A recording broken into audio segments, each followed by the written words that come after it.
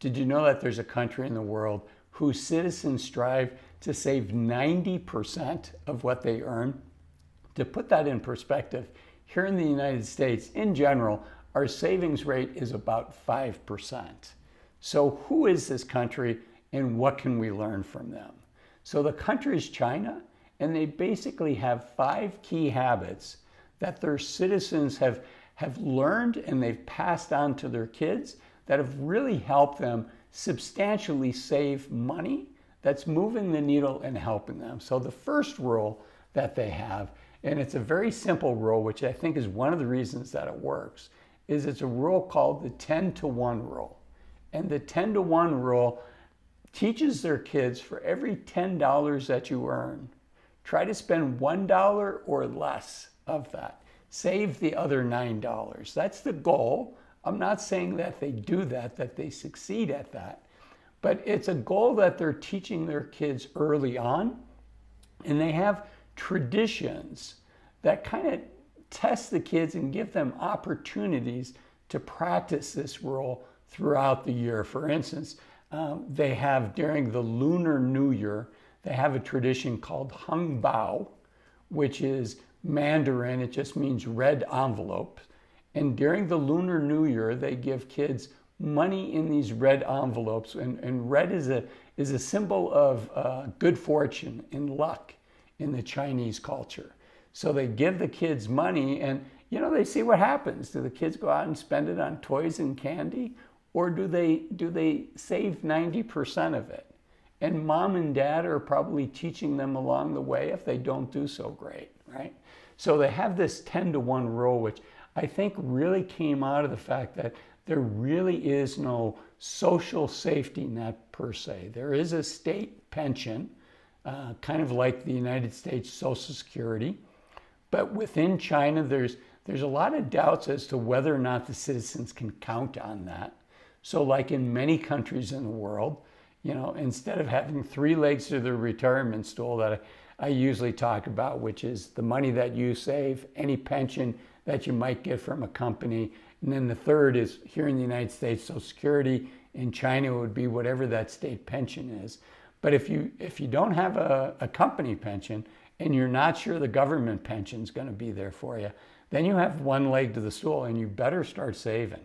And they don't have IRAs and they don't have 401ks in China. So this 10-to-1 rule is really key, as is these small opportunities to teach their kids and to do course correction along the way and provide some financial literacy for their kids. Okay, the next one, so that was habit number 1. The second habit is this focus on education. Getting educated, skilling up, leveling up their skills is really important in China. It was not that long ago that for the most part, China was an agricultural state. The primary job was agriculture. And what has happened in China over the last half a century is really one of the miracles of the world from an economic standpoint. They've really brought literally tens of millions, if not hundreds of millions of people out of poverty and into the middle class. In fact, the largest middle class by sheer numbers the largest middle class in the world is in China. The estimate, it's about 300 million people are in the middle class in China, which is bigger than the United States. So it's this focus on the 10-to-1 rule.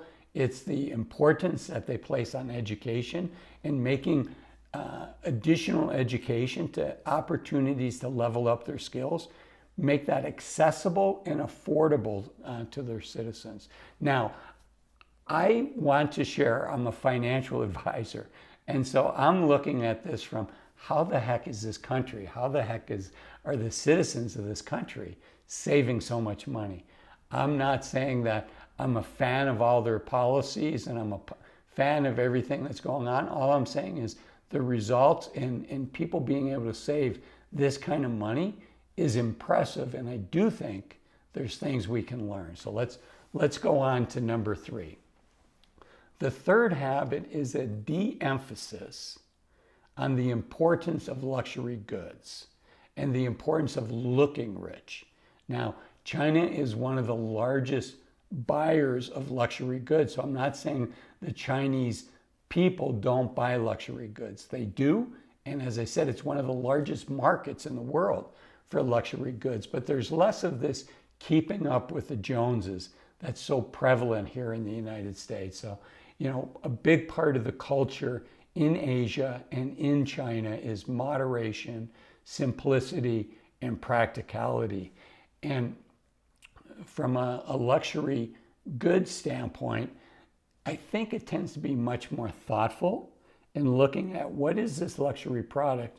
Maybe it's a very high quality piece of jewelry that might last a lifetime, right? And so while it's expensive, they're much more likely in their culture to look and say, okay, this is something I'm going to be able to enjoy over the next 40 years of my life, and kind of amortize that cost, if you will, over 40 years of their life, as opposed to, hey, I saw this online and it looked really cool, and boy, are my neighbors going to be jealous when they see me with this, right? Which is kind of the keep up with the Joneses mentality, the lifestyle creep that unfortunately we struggle with here in the United States.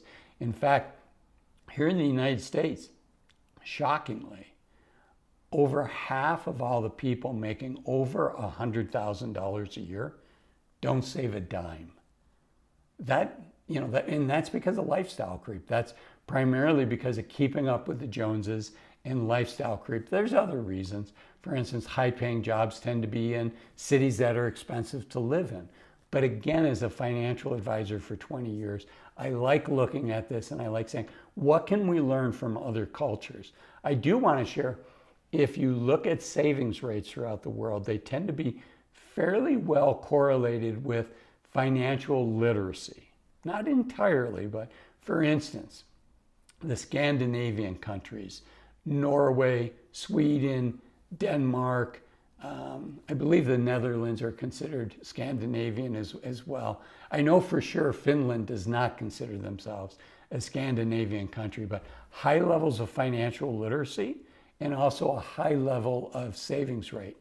If you'd like me to do a similar video to this one on the Scandinavian countries and what they're doing to enable them to save amounts pretty similar to what they're saving in China, just leave a quick comment in my video, Scandinavian. And if I get enough requests for that, I'll do it. Okay, I'll do a video like that. Okay, so we're three habits into the 5 habits that I'm going to cover.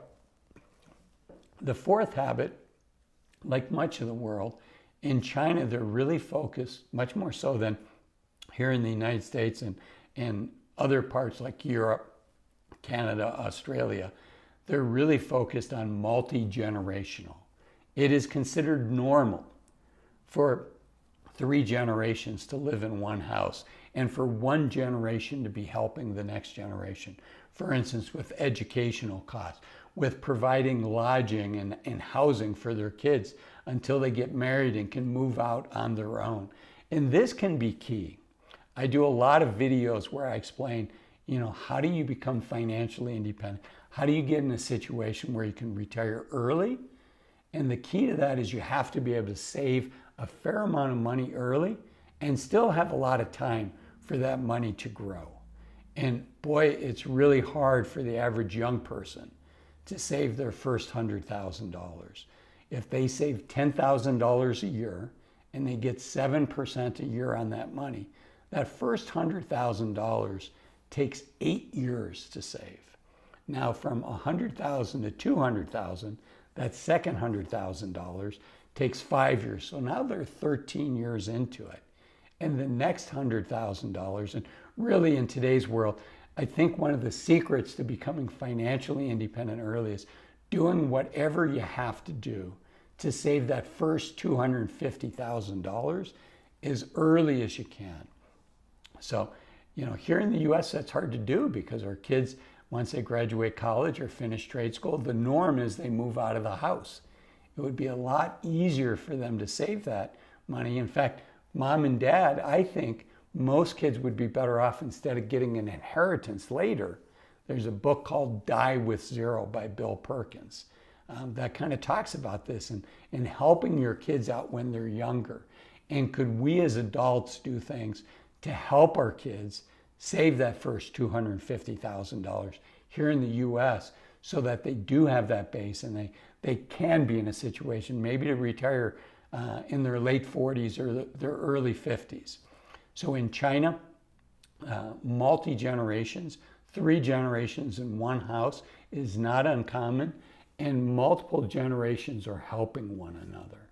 So that is secret number 4.